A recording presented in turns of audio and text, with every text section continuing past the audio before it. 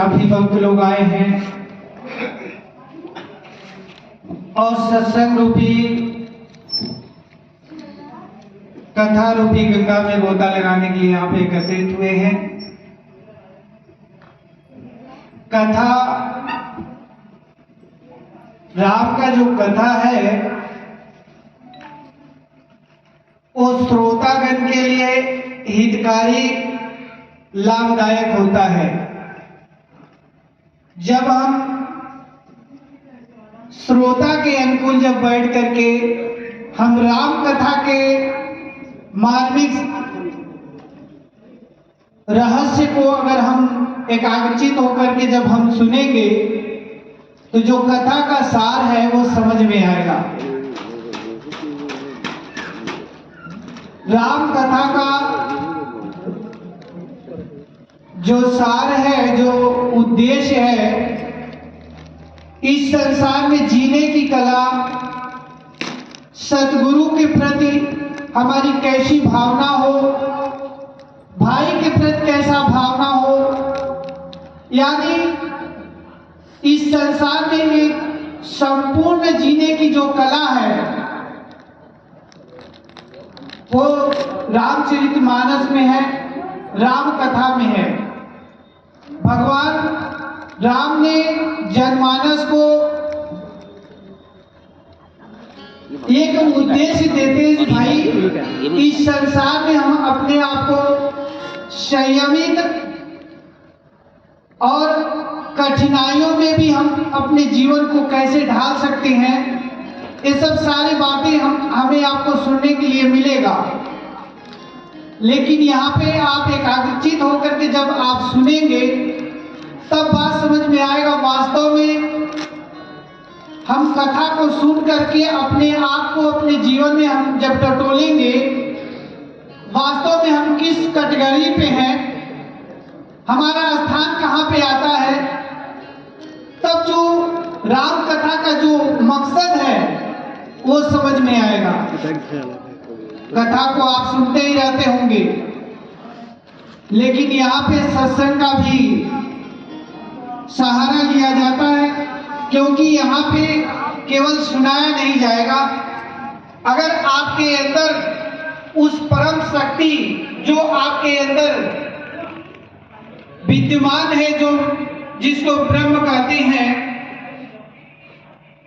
उसका बोध भी कराया जाएगा। लेकिन सबसे पहले आपके अंदर सत्संग के माध्यम से, कथा के माध्यम से आपके अंदर भगवान के प्रति प्रेम उत्पन्न करने का जो भाव है वो सत्संग के माध्यम से किया जाएगा। और ये तभी संभव है जब आप हर तरफ से मन को हटा करके इस कथा प्रांगण में जब अपने मन को लगाएंगे, तब बात धीरे धीरे आपको समझ में आएगा। अगर शिवरी के इतिहास को लिया जाए, क्योंकि राम कथा केवल कथा नहीं है,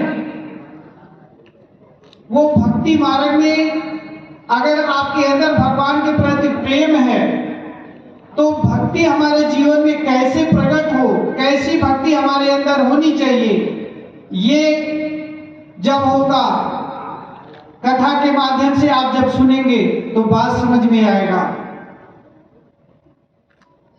शिवरी के अंदर भगवान के प्रति अटूट प्रेम था, लेकिन उसके पहले उनके गुरु जो मतंग ऋषि थे, उन्होंने शिवरी को जब ज्ञान दिए, ज्ञान देने के बाद में शिवरी से कहते हैं, बेटी तुम्हारे कुटिया में प्रभु राम आएंगे। अब शिवरी को भगवान अपने गुरु महाराज जी पे इतना विश्वास था, क्योंकि गुरु महाराज जी बताए थे तुम्हारे कुटिया में प्रभु राम आएंगे। अब वहां तारीख नहीं बताए, दिन नहीं बताए, केवल इतना ही बताए थे कि तुम्हारी कुटिया में प्रभु राम आएंगे। अब रोजाना शिवरी भगवान के इंतजार में रास्ता साफ करती थी, फल फूल लाकर के कुटिया में रखती थी, इसलिए जो भगवान आएंगे। अब वो प्रेम देखा जाए, जो उनके अंदर कितना भगवान के प्रति प्रेम था। यहाँ पे कथा, राम कथा का आयोजन किया जा रहा है। 2-3 दिन से प्रचार भी चल रहा है। हमारे अजय उप्रेती जी हैं, उन्होंने काफी प्रचार किया और सूचनाएं भी दिए कि कथा हो रहा है भगवान की। तो आप वहां पे आकर के भगवान की कथा को श्रवण करें, सुने, उससे लाभ उठाएं। यहाँ पे तारीख निश्चित है, समय भी दिया गया है, इतने बजे से इतने बजे तक सत्संग होगा, राम कथा होगा, समय दिया गया 3 दिन का। लेकिन तब भी हमें सत्संग में भगवान की जो भक्ति का जो स्रोत है, जहां से भक्ति का खजाना मिलने वाला है, उसके लिए हमारे पास समय नहीं है। और सेवरी की भक्ति देखा जाए, गुरु महाराज जी कह रहे हैं तुम्हारे कुटिया में भगवान आएंगे, समय नहीं मालूम है, लेकिन तब भी वो गुरु महाराज जी के वचनों पर कितना विश्वास था कि भगवान आएंगे। और जब भगवान आए तो सेवरी के जूठे पैर खाए। अगर आप कहीं जाते, अगर प्रसाद हाथ से गिर जाता है, आपको दिया जाए, गिर जाए, तो कहेंगे आदि ये प्रसाद बेकार हो गया, धूल लग गया, मिट्टी लग गया। लेकिन वहां भगवान किसका भोग लगा रहे हैं? सेवरी का, भक्त का, क्योंकि उसके अंदर इतना अटूट भगवान के प्रति प्रेम था।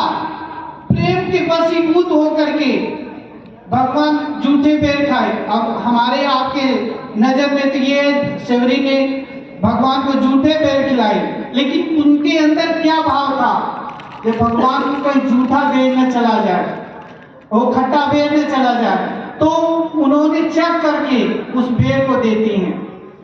तो बहुत प्रेम से भगवान उस बेर को खाते हैं। और जब भगवान जाने लगे तो सेवरी क्या कहती है, प्रभु आप जा तो रहे हैं, लेकिन ये बताइए कब आप आएंगे? तो सेवरी क्या कह रही है, जरा देर ठहरो राम, जरा देर ठहरो राम, चले ही तो जाओगे, इतना बता दो राम, तब फिर आओगे।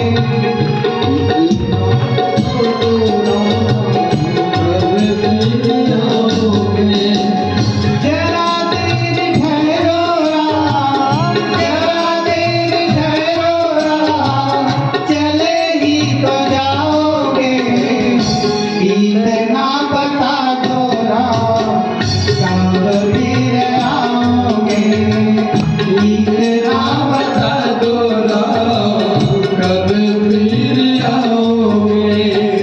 जरा देर ठहरो राम, जरा देर ठहरो राम, चले ही तो जाओगे, इतना बता दो राम, कब फिर आओगे, इतना बता दो राम, फिर कब आओगे। ओ प्रेमी सुंदरो, सेवरी भगवान से पूछ रही, प्रार्थना कर रही, प्रभु कब आओगे? और जब उनके अंदर की जो भावना था वो यही था कि भगवान आप जब आए तो आप, इस बार तो गुरु महाराज जी ने बताया नहीं कि कब आ रहे हैं, लेकिन अब जब आएंगे आप तो समय बता देना, ताकि उस हिसाब से तैयारी कर लें। तो समय समय पे संत महात्मागण उस ज्ञान की जो चर्चा है, जो भगवान की जो भक्ति का जो रहस्य है, वो समझाने का प्रयास करते हैं। तो यहाँ पे हम सब कथा को श्रवण कर रहे हैं। तो एक कथा का जो मेन सार यही है, हम उस शक्ति को जाने जिससे हमारा उत्थान होने वाला है। कथा को सुन करके अपने जीवन में उस शक्ति का जब तक हमारे अंदर बोध नहीं होगा, सेवरी ने कौन सी भक्ति की, कौन सा नाम का स्मरण किया होगा, भगवान को पहचान गई। जब तक वो साधन हमारे पास नहीं होगा पहचानने का, तब तक हम भगवान को जान नहीं सकते। तो उसी के लिए बार बार समय समय पर संत महान पुरुष आकर के उस ज्ञान का जो प्रचार करते हैं। जिज्ञासी जीव को जगाने का जो कार्य है वो समय समय पर संत महान पुरुष करते हैं, महात्मागण करते हैं। तो उस रहस्य को हमें आपको जानना होगा और जान करके अपने जीवन में भजन सिमरन करके अपने आत्मा का उत्थान करना है। तो आगे के भी कार्यक्रमों को सुने और सुन के अपने जीवन को सफल और सार्थक बनाने का प्रयास करें। बोले आनंद कंद भगवान की, साचे दरबार की। प्रेम से बोले सदगुरुदेव महाराज की। अभी आपने महात्मा अलोकानंद जी के द्वारा नाम की महिमा सुनी कि आखिर वो नाम कौन सा है जिसे महादेव जपते हैं।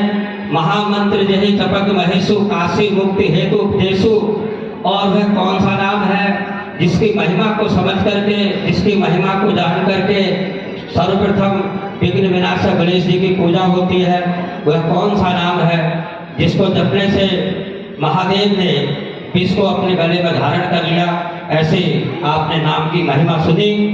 इसके बाद मैं निवेदन करूंगा श्रीमान भगवान दास वर्मा जी से कि आप आए और व्यासपीठ पर परम पूज्य गुरुदेव के चरण पादुका पर माल्यार्पण करेंगे। श्रीमान भगवान दास वर्मा जी जो किच्छा से आए हुए हैं मानव उत्थान सेवा समिति के